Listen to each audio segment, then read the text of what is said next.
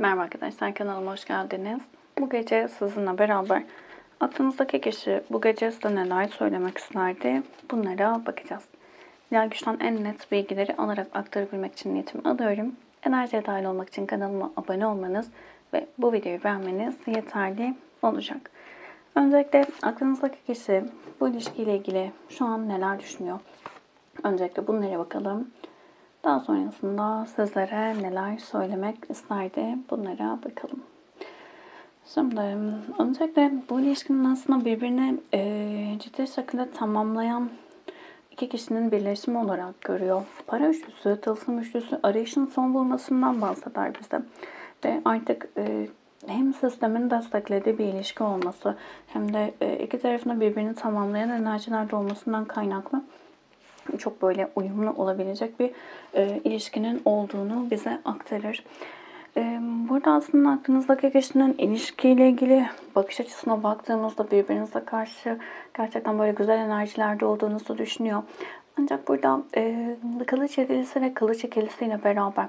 Şimdi yakın geçmişte özellikle bu ilişkiyle ilgili taraflardan biri bazı yalanlar söylemiş olabilir. Arkadan bazı işler çevrilmiş olabilir. Ya da bazılarınız içinde duyguları göstermekten korkan bir taraf olabilir. Duygularımı gösterirsem canım yanar, duygularımı işte gösterirsem karşımdaki kişiye onu ne kadar sevdiğimi hissettirirsem benden uzaklaşır gibi inanışları olmuş olabilir. Bu aklınızdaki kişinin bakış açısı bu ilişkiye karşı. Dediğim gibi bazıları için de böyle arkadan çevrilen bazı işler, yalanlar, dolanlar ortaya çıkmış olabilir. Şu an enerjisinde bu durumda birazcık aslında bu ilişki içerisinde ikilemlerin oluşmasına, bazı şüphelerin ortaya çıkmasına sebep olmuş. Biraz böyle Değnek Prensi ile beraber, şimdi Değnek Prensi böyle yeni başlangıçlardan, daha böyle ılımlı enerjilerden bahseder. Bakış açısını değiştirme süreçlerinden bahseder. Bazı konularda bakış açısının bu ilişkideki o değerlendirmelerin değişmesi gerektiğini düşünüyor. Kılıç onlusuyla burada özellikle bir yalan söylendiyse, arkadan çevrilen bazı işler olduysa ciddi şekilde bu ilişkiye bu durumun zarar verdiğini ancak göründüğü gibi olmadığını söyleyen bir aklınızdaki kişi var. Yani evet işte söylenen şu yalan işte bu ilişkiye çok ciddi zarar verdi ama aslında o amaçla yapılmamıştı gibi düşünebilirsiniz. Tılsım onlusuyla beraber burada birazcık alınan yaralarla beraber güvenin sarsıldığı bir süreçten geçildiği, özellikle artık şüphenin, kuşkunun aktif olduğu bir durumun olduğunu, o daha önceki aşamalarda o güvenilir, sağlam, güzel, işte zevkle yaşanılacak güzel günlerle ilgili bazı inanışların sona erdiğini söyleyen bir aklınızdaki kişi var. Değnek konusu derin üzüntü ve sıkıntıdan, yalnızlık hissinden bahseder. İlişkinin en başında aslında birbirini tamamlayan, birbirine çok iyi gelen bir enerji varken bu ilişkinin içerisinde daha sonraki aşamalarda yaşanan durumlar işte iki tarafın da birbirinden ayrılması daha böyle yalnızlığa, üzüntülü süreçlerin yaşanmasından işte o tek başına kalma hissi var ya sanki iki tarafta ciddi bir tek kalmışlık durumuna geçmiş. Bu ama yani nasıl söyleyeyim? Evet herkes tek başına kaldığında ya da yalnız kaldığında etkilenir ama sanki burada iki tarafında yalnızlık korkusu ya da iki tarafında çok ciddi şekilde etkilendiği bir durum ortaya çıkarmış diyebiliriz. Bu da daha çok kupa altılısıyla çocukluktan gelen bir güven sorunu olabilir. Çocukluktan gelen bir yalnızlık korkusu olabilir. Ama fazlasıyla iki tarafı da tetiklemiş ve üzmüş diyebiliriz. Yorucu bir sürecin içerisinden geçirmiş ve aslında böyle olmasa da yani amaç bu olmasa da yapılan şeylerle beraber ciddi yaraların alındığı ve iki tarafında ciddi bir üzüntü sıkıntının içerisine girdiğini söylüyor bize aklınızdaki kişi. Tılsım sekizlisi. Ama her şeye rağmen sanki böyle bir tekrar toparlanabilir, tekrar düzelebilir, tekrar bir şeyleri yapabiliriz dedi bir durumun içerisinde. Beklenmedik bazı haberlerden kaynaklı sıkıntılar da yaşamış olabilirsiniz ama burada sanki beklenmedik anda bir şeylerin değiştireceğine karşı bir inancı olan bir aklınızdaki kişi vardı diyebiliriz. Burada ilişkiyi bozan durum asıl neydi diye soralım. Onun gözünde bu ilişkideki sorunların ortaya çıkmasına sebep olan asıl durum ne? Partner, Aral, Nida. Şimdi üçlü bir durumun içerisinde olabilirsiniz. Öncelikle bunu söyleyebiliriz. Erol kartı daha çok böyle evliliğe sıcak bakan bir karakterden bahseder. Mida da eşten bahseder bize. Şimdi bu sürecin içerisinde üçlü bir durumun içerisinde kalınmış. Bazılarınız bu durumu çok sonradan öğrenmiş olabilirsiniz. Yani ilişki başladıktan sonra öğrenmiş olabilirsiniz.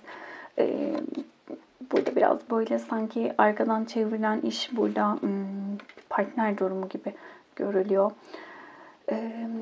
Çok güzel bir başlangıç yapılmış aslında çiçekler kartıyla beraber. Aslında biraz önceki o para üçlüsü, tılsım üçlüsündeki o enerjiyle beraber çok güzel sürpriz, güzel bir başlangıçla beraber aslında başlayan bir ilişkide saklanan bazı gerçekler, özellikle partner durumu olanlar için bu ilişkide ciddi zararlar vermiş, ilişkiye ciddi zararlar vermiş diyebiliriz. Şimdi yılan, bahçeler ve Tagral kartı.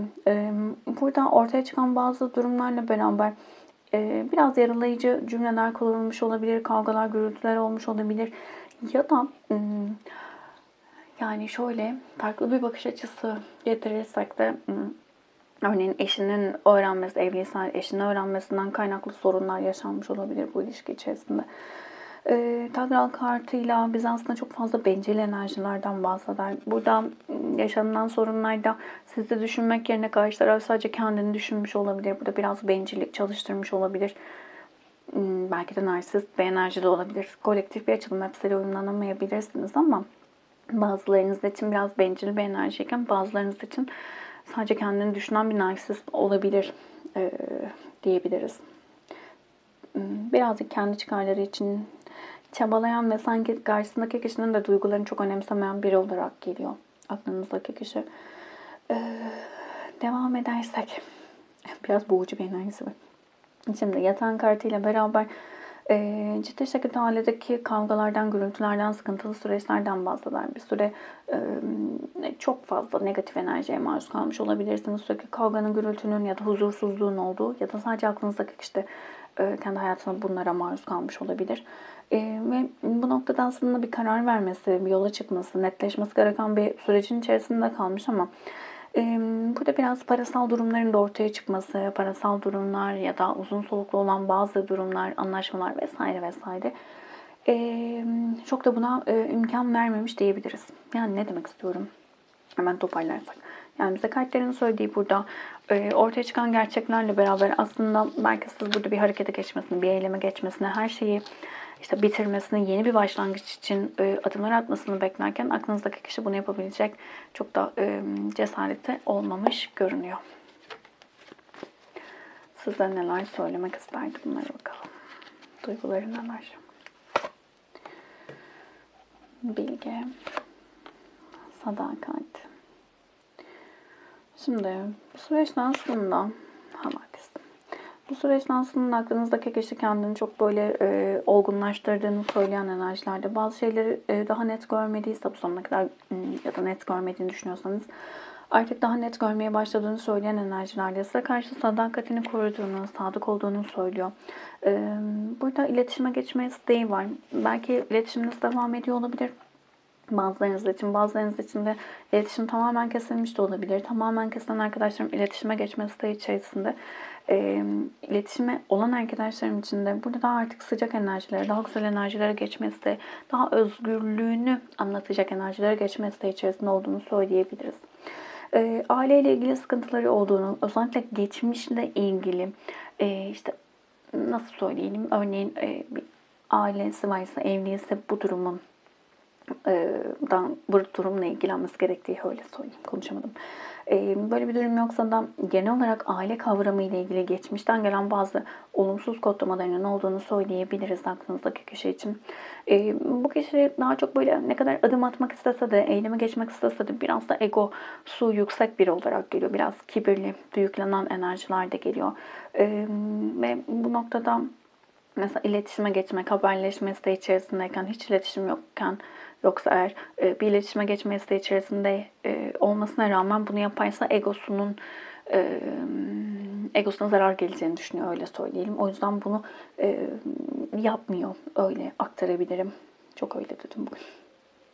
Ciddi bir pişmanlığı var ama yani şu an bulunduğu durumun içerisinde aslında olmak hiç istemiyor. Yani pişmanlık, nedamet kartı geldi. Yaptığı ya da yapmadığı eylemlerden kaynaklı çok ciddi bir pişmanlık içerisinde ve aslında bağışlanmak istiyor. Yaptığı şeyler veya yapmadığı şeyler dediğim gibi bunlarla ilgili bir bağışlanma isteği içerisinde. Özellikle sadakatle ilgili konularda geçmişten gelen bazı durumlar olabilir. Yani dediğim gibi burada beraberliğiniz içerisinde bir üçüncü kişi girmiş olabilir. Ya da geçmişteki bazı durumlar olabilir. Burada artık bu konularla ilgili sizden bir af isteği içerisinde olduğunu söyleyebilirim. Sizinle olumlu enerjilere geçmek istiyor. Yani daha böyle ahenk içerisinde olmak, daha ılımlı, güzel, sıcak enerjilerde olmak istediğini söylüyor diyebiliriz. Ama çok fazla şey enerjisi var. İstiyorum ama yani ne demek? Çok fazla böyle işte sen yapsana, hadi işte eyleme sen geç, sen beni ara, sen tekrar iletişim kur, sen bir şeyleri düzelt gibi. Yani hep sizden bekleyen daha çok biraz bencillik enerjisi fazla diyebiliriz. Yani bunu biraz eksiklik gibi görüyor olabilir harekete geçmenin, eyleme geçmenin eksiklik olarak tanımladığı bir yapısı olabilir. Bu gece size neler söylemek isterdi dediğimizde, birlikte tam hissedebilmemiz için önce bireysel olarak tamamlanmış hissetmemiz gerekiyor. Birbirimizden ne kadar uzaklaşsak da ruhlarımız her zaman bağlı olacak. Çekip gitmemek için bir sebep var. Başından beri birbirimize aittik. Vücudumdaki her hücre senin, benim sonsuza dek mutluluğum olduğunu söylüyor. İki insanın birbirine ihtiyacı olduğunu anlaması için bazen ayrılmaları gerekir. Açıklanamaz eş zamanlılıklarla işaretlenmiş bir karşılaşmada kozmik olarak bir araya getirildik. Kalbim aklımın açıklayamadığı şeyleri biliyor. Evren ruhlarımızın bir arada olması için savaşıyor. Fark ettiğin işaretler tesadüf değil dedi. Ve canım ruhlarımız gözlerimizden çok önce tanıştı dedi. Aslında burada şimdi aklınızdaki kişinin yaşanan durum her neyse, nasıl bir durumun içerisinden geçmiş olursanız olun, genel manada şöyle bir düşüncesi var. Yaşanan ayrılık sürecinin aslında olması gerektiğine inanan bir enerjide. Şimdi burada bir şeyleri toparlama isteği içerisinde de olabilir. Burada bir zaman kazanma durumu da olabilir. Ama genel manada hem kendini çok suçlu görmüyor hem de olması gereken buydu. Yani burada biraz ben zaman kazanayım, ben bir şeyleri toparlayayım dedi ve durumun içerisinde de diyebiliriz. Hak etmediğin şeyler yaşattığım için üzgünüm dedi. Ne yapıyorsam ikimiz için yapıyorum. Beni bekle, hayatım ve kafamı düzelteceğim dedi. Seninle ciddi adımlar atmak istiyorum. Rüyalarımda seni görüyorum. Bir dilek hakkım olsaydı onu senden yana kullanırdım. Bu bende hiç değişmeyecek dedi. Sen benim ruh eşimsin, bizi zorlayan hep karmalarımız dedi. Seni seviyorum dedi. Beklentilerini yerine getirebilir miyim bilmiyorum dedi. Evet, genel olarak baktığımızda aslında yaptığı haksızlıkların da farkında olan bir aklınızdaki kişi var. Ama bunlara rağmen de yani dediğim gibi çok harekete geçme enerjisinde değil. Ve burada biraz kendini aslında yetersiz gören bir enerji de var diyebiliriz. Ne kadar böyle güçlü durmaya çalışsa da çok da o gücü kendi hissedemiyor aklınızdaki kişi. 1, 2 ve 3 olarak kart seçin lütfen bu gece için. Size mesajları iletelim. 1, 2 ve 3 olarak kart seçin. Şimdi biri seçen arkadaşlarım, geçmişi geçmişte bırak. İlişkinin enerjisi bitmiş olabilir. Ayrılık ve bu bitiş hayrına olacak. İçini ferah tut. O seni gerçek ruh ikizinle buluşturmak için gitti. Herkes kendi yoluna hayırlarla, geçmişi sevgiyle serbest bırak. Yeniye yer aç dedi. Bazılarınız için evet bu ilişkinin bitmiş olması yani iki durum olarak aktarabiliriz. Karşınızdaki kişi sizinle ayrılık sürecinde bir şeylerin farkına vararak enerjisini değiştirebilir. Hayatında düzeltmesi gereken şeyleri düzelteceği o enerjilere gelebilir ve burada o hak ettiğiniz o güzel enerjinin içerisine, ilişkinin içerisine geçebilirsiniz. Bazılarınız için de evet birbirinize karşı duygusal olarak bağlılığınız yüksek olabilir. Bazılarınız belki ruhsal bağlantı olarak düşünüyor. Bazılarınız da bağlanma stillerinden kaynaklı birbirinizle çekildiniz ve bunu ruh eşi gibi de tanımlıyor olabilirsiniz.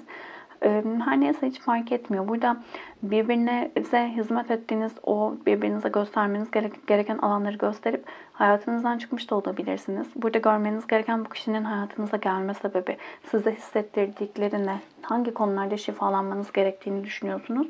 Buraları şifalandırıp yeniye yer açmanız. İkiye saçın arkadaşlarım, ilişkinde bağımlı olmamalısın dedi. Siz özelsiniz. Dünyadaki hiç kimse bir diğeriyle aynı değil. Kimse sizden değerli değil. Kimse sizi üzemez. Buna izin vermeyin. Kimse size aşkta neyin doğru olduğunu söyleyemez. Herkesin kendi aşk doğruları vardır. Her gün aynaya bakın ve nefes alabildiğiniz için şükredin. Aşk sadece sizi mutlu etmek için var. Bunu asla unutmayın. Aşkla kendiniz olmayı başarırsanız ilişki sürecektir dedi. Evet, özellikle yani bir ilişkinin içerisinde ben mutlu muyum? Bu ilişki bana ne hissettiriyor? Bu çok çok önemli bir soru.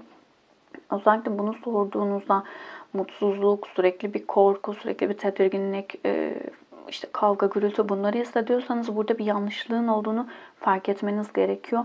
Burada görmeniz gereken şey sevgi, aşkın dışında başka bir yaşam dersi olabilir ve bunu fark edip ilerlemek için adım atmanızda fayda var. Hep de ayrılık kartları ama. İçi saçın arkadaşlarım. Ayrılık.